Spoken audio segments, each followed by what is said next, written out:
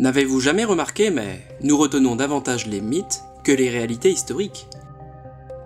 Et d'ailleurs, l'histoire est elle-même teintée de mythes et possède ses propres légendes.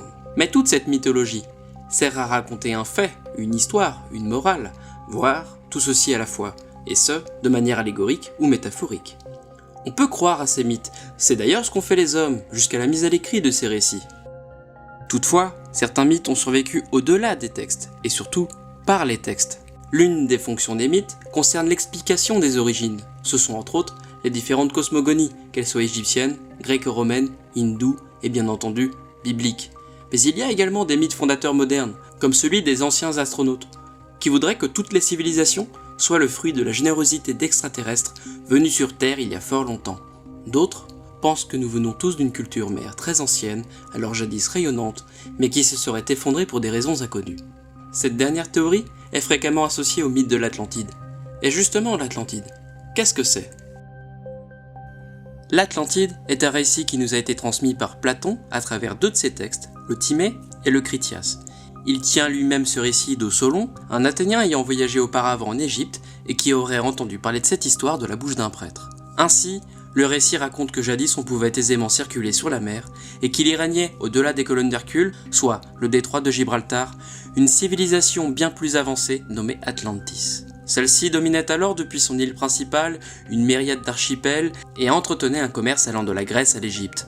Sa métropole était alors gigantesque, et l'Atlantide était alors connue pour son irrigation, sa forte démographie, son métal précieux, l'oricalque, et son culte de la tauromachie sur le sacrifice des taureaux. En clair, un lieu tellement avancé que les dieux prièrent pour de l'arrogance, et l'Atlantide fut engloutie par les flots. Le problème est que tout ceci reste très énigmatique, et d'ailleurs, le Critias est lui-même une œuvre inachevée. Ainsi, le temps passant, on finit par se dire que l'Atlantide n'était qu'un mythe, et elle tomba peu à peu dans l'oubli. Et puis, au 19e siècle, alors en pleine période romantique, mais également d'essor archéologique, l'Atlantide refit surface. On pensa alors que ce fut un véritable lieu, et on chercha à la localiser. Parmi les sites candidats les plus célèbres, il y eut les Canaries, les Bermudes et les Antilles, et on la plaça même en plein Sahara, au sud du mont Atlas, où l'île aurait émergé des flots, et les héritiers de la culture atlante ne seraient autres que les Berbères eux-mêmes. Cependant, tout ceci relève uniquement de la fiction. Et pourtant, et si je vous disais que oui, on a déjà découvert l'Atlantide ? Très bien, mais alors où est-elle ? Un jour de mars 1900, en Crète, un archéologue britannique nommé Arthur Evans met au jour un site palatial à Knossos. Evans venait ainsi de découvrir une antique civilisation, les Minoens. Cette culture émergea vers 3000 avant notre ère et s'acheva vers 1200. Toutefois, son existence est divisée en 4 périodes clés. Mais ce sont les 2 périodes intermédiaires, soit proto- et néo-palatiales, qui constituent les temps de faste et de prospérité de son existence. Les Minoens avait bâti une civilisation alors rayonnante en tout point, et l'une de ses particularités fut sa grande maîtrise de la navigation, et de ce fait, celle-ci commerçait avec tout le monde méditerranéen. Aussi, les Minoens possédaient 2 types d'écriture, l'une étant hiéroglyphique et une autre étant phonétique, appelée linéaire A, faisant de la Crète la première civilisation européenne de l'écrit. Une écriture que l'on peine à déchiffrer aujourd'hui, si bien que l'on ignore comment la Crète se nommait. En revanche, les étrangers avec qui elle commerçait, comme les Égyptiens et les Mésopotamiens, l'appelaient Keftiu ou Kefti. L'avènement de la Crète s'est probablement fait avec le développement des échanges de métaux dans la région, en particulier le cuivre et l'étain, alors indispensables dans la confection du bronze. Et il est clair que la position géographique de la Crète joue un rôle capital dans cette entreprise. Les palais de Crète, de par leur structure, leur agencement et leur décoration, témoignent de la puissance minoenne de l'époque, et ce tant politique, économique que culturel. Ils étaient toujours conçus sur le même plan, mais celui de Knossos, la capitale de l'époque, était le plus imposant. Composé d'ailes en labyrinthe, menant sur une cour intérieure rectangulaire, où le roi y tenait une place centrale, ce type de disposition suggère un pouvoir fort et une société très hiérarchisée. Les affaires religieuses, quant à elles, avaient également une grande importance, si bien que certains archéologues voient dans les palais de Crète de véritables temples. Les cérémonies étaient probablement confiées à des prêtresses charismatiques et caractérisées par leurs seins nus, ce qui laisse penser que ces femmes jouaient un rôle prépondérant dans la société. Chaque rite tournait autour de l'image du taureau. Et il est d'ailleurs frappant de voir à quel point les cérémonies de tauromachie rythmaient la vie quotidienne des Minoens. De par sa situation insulaire, limitant ainsi le risque d'invasion navale, la Crète pouvait ainsi continuer à vivre paisiblement, et de plus, la flotte minoenne devait être assez conséquente pour dissuader différents assaillants. La Crète, eut alors l'opportunité de créer une culture qui lui fut propre et développa un art d'une grande qualité, notamment à travers ses fresques et ses céramiques. Un art qui d'ailleurs s'exportera au fil du temps, puisqu'on retrouve ce style jusqu'en Orient, principalement en Syrie et en Égypte. Mais la vraie révolution crétoise venait des rues de ces villes. Celles-ci étaient pavées, et elles étaient couplées d'un formidable dispositif hydraulique permettant des latrines, l'écoulement des eaux usées et surtout l'eau courante dans certains foyers. Pourtant, ce savoir-vivre n'est pas exclusif à la Crète, et des colons minoens le répandirent à travers toute la mer Égée, et même jusqu'en Anatolie. Ils s'implanteront particulièrement sur une petite île nommée Théra, aujourd'hui Santorin, située à 100 km au nord de la Crète.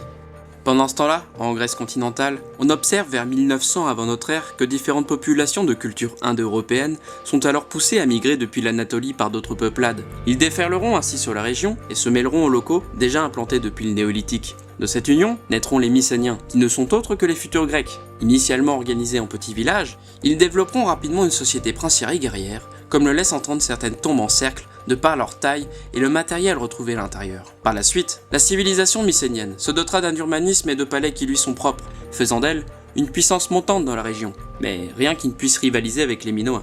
Et puis un jour, vers 1600 avant notre ère, une gigantesque explosion survint à l'emplacement même de l'île de Théra, qui était en réalité un volcan. La puissance de l'explosion volcanique fut l'équivalent de plus de 40 bombes nucléaires, soit la plus grande de toute l'histoire de l'Europe. Ainsi, d'immenses nuages de cendres furent créés et se déversèrent à travers toute la mer Égée et même jusqu'en mer Noire et en Afrique. Théra, à l'instar de Pompéi, fut ensevelie sous d'épaisses couches de cendres, l'affigeant ainsi dans ses derniers instants. Mais ce n'est pas ça qui mit à genoux la Crète. En revanche, on observe un réel bouleversement à cette période-là. Alors, que s'est-il passé? À propos, que s'est-il passé pour l'Atlantide? Ainsi, comme pour l'Atlantide, de gigantesques vagues déferlèrent sur la Crète après l'explosion de Théra. Les fonds marins de la côte crétoise furent battus par les flots et ce d'une grande force.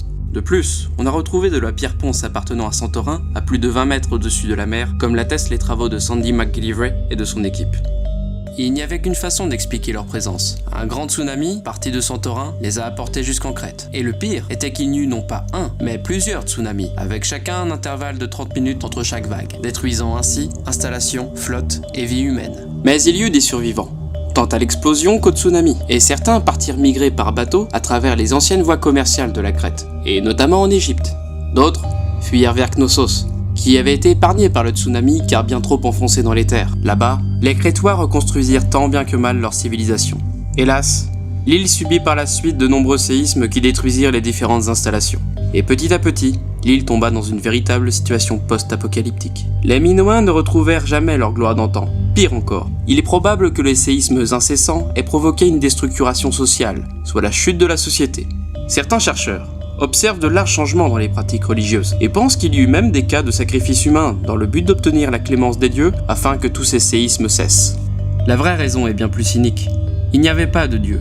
Ce fut simplement que la Crète et Santorin se tiennent à la limite même de deux plaques tectoniques, africaines au sud et eurasiatiques au nord, l'une chevauchant l'autre, provoquant ainsi des séismes. Leur faille crée ainsi une série de volcans en activité, comme fut celui de Santorin, mais aussi l'Etna ou le Stromboli en Sicile. Ce mouvement de la croûte terrestre a alors déplacé de gigantesques masses d'eau, qui se sont ainsi changées en tsunamis.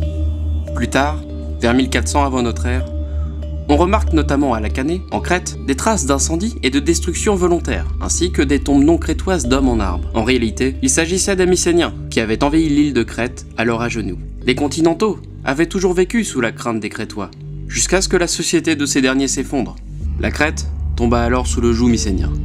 Mais 2 siècles plus tard, ce fut au tour des Mycéniens de s'effondrer, pour des raisons encore obscures. Ils perdirent notamment l'usage de leur propre écriture, le linéaire B. Cependant, le souvenir de la conquête de la Crète a marqué la culture mycénienne, qui a probablement transmis un récit mystifié et déformé de cet épisode. Des sacrifices, un taureau, un labyrinthe, et c'est ainsi que le mythe du Minotaure est probablement né.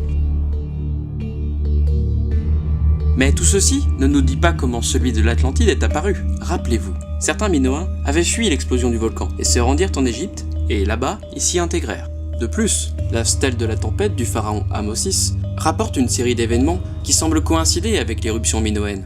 Les survivants se sont alors transmis ce souvenir de génération en génération jusqu'à ce que Solon en entende parler. La gloire de la Crète fut alors surévaluée, la changeant ainsi en une île merveilleuse, et même utopique selon Platon. Les cultures, comme les mythes, s'influencent et se succèdent, au point qu'il est parfois difficile de discerner une réelle filiation ou une simple coïncidence. Les mythes de l'Atlantide et du Minotaure sont de type apocalyptique, une thématique récurrente dans les récits, et ce, que la cause soit d'ordre naturel ou tout simplement humaine. Ainsi, les mythes témoignent en quelque sorte de l'état d'esprit des populations du passé. En comparaison, on peut même aujourd'hui s'étonner de la grande production hollywoodienne de films catastrophes réalisés après le 11 septembre. Mais là encore, réel lien traumatique ou simple coïncidence? Mais pour en revenir à la Crète, le lien entre elle, l'Atlantide et le Minotaure ne peut être fait que par l'archéologie. Et qu'est-ce que l'archéologie? Eh bien c'est une science multidisciplinaire qui étudie les artefacts humains et ceux de toute nature. Elle permet de percevoir que si certaines cultures demeurent, d'autres s'effondrent. Le but de cette émission est justement de vous présenter ces cultures, tout aussi étonnantes les unes que les autres.